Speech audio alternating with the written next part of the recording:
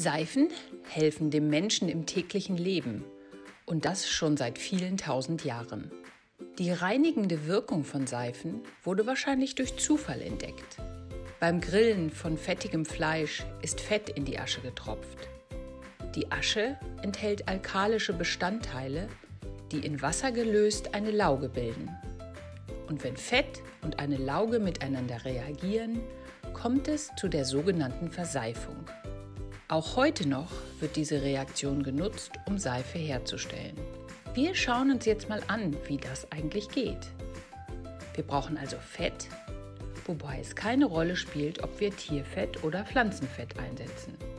Und wenn wir zu Hause Seife herstellen, nehmen wir im Allgemeinen keine Asche, sondern Natronlauge.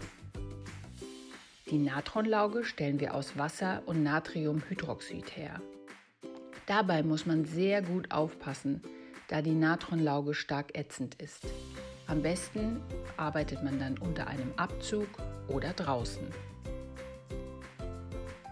Wir vermischen die Natronlauge mit Olivenöl und verrühren das Ganze.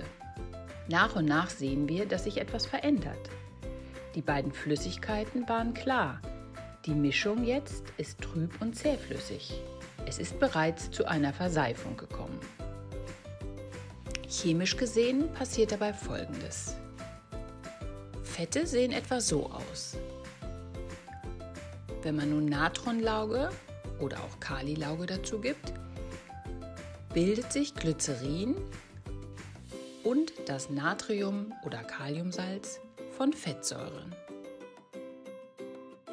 Die Salze der Fettsäuren sind die Seifenmoleküle, die für die reinigende Wirkung wichtig sind. Sie setzen sich mit ihren fettliebenden Enden an die fettigen Schmutzpartikel, während die wasserliebenden Teile ins Wasser ragen.